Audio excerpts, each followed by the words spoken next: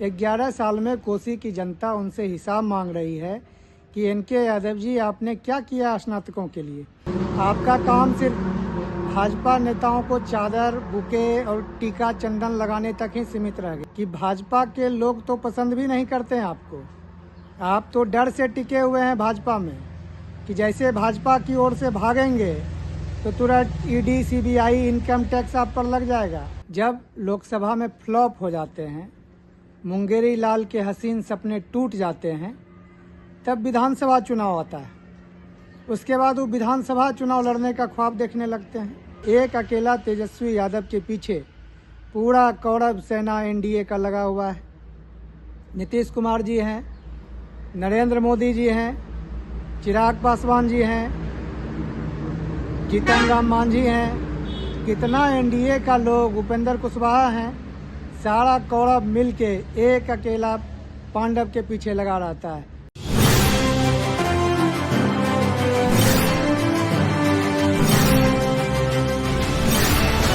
Star TV Bihar में आपका बहुत बहुत स्वागत है। नीतीश बाबू कल बिहार के दौरे पर अमित शाह आए थे और इन्होंने बोले कि एनडीए की सरकार बनाइए।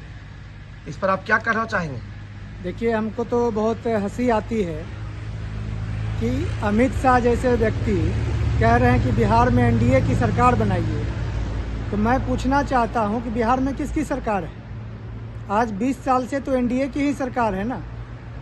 फिर वो किनसे आह्वान कर रहे हैं कि एनडीए की सरकार बनाइए? और जब वो आते हैं तो पिछले 15 साल का हिसाब मांगते हैं। उनको शर्म आना चाहिए। आज 20 साल से सरकार में है, डबल इंजन की सरकार है। 20 साल में उनकी क्या उपलब्धि है, उनको बताना चाहिए।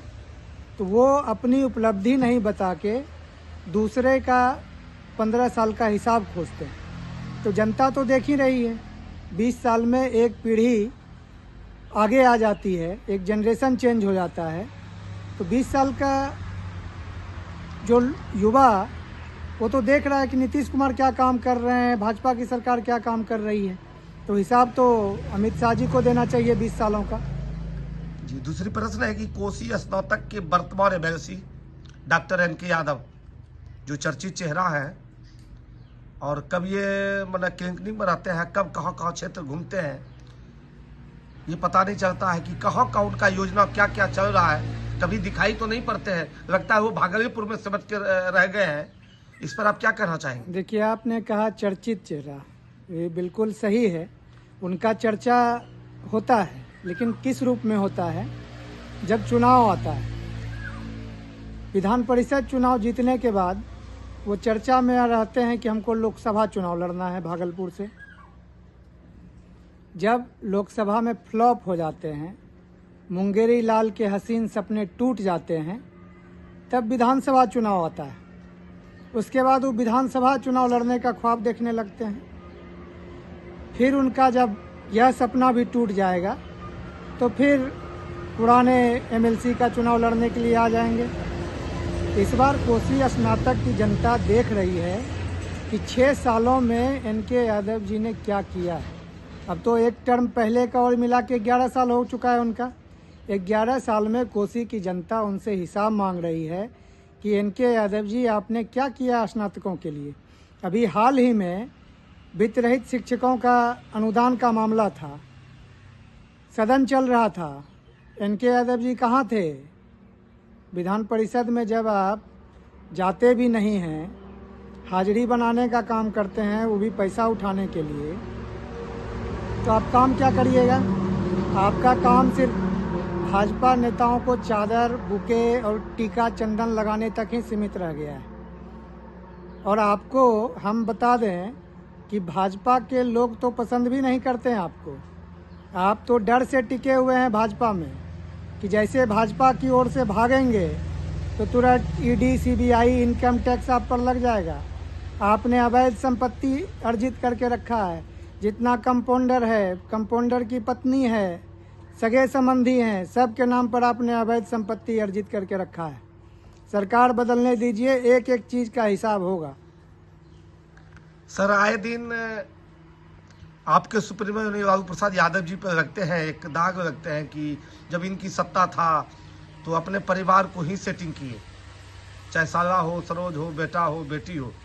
जबकि आज के मैंने ऐसा वक्तव्य है, लेकिन कौन ऐसा नेता होगा कि किनका बेटा नहीं है, किनका पुतौ नहीं है, किनका बेटी नहीं, जब बनते हैं तो कुछ सेटिंग में रहते हैं, लेकिन फिर ये लालू जी पर दाग क्यों लगाता है?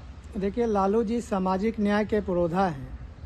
उनकी छवि को खराब करने के लिए इस तरह का बयान लोग देते हैं। वो लोग ये नहीं बताते हैं कि जिस समय लालू यादव जी आए उस समय समाज का क्या स्थिति था, किस तरह सामंतवाद चरम पर था।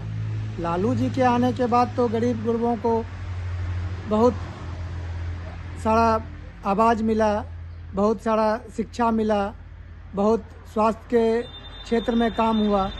तो ये सब चीज़ उन लोगों को नहीं दिखता।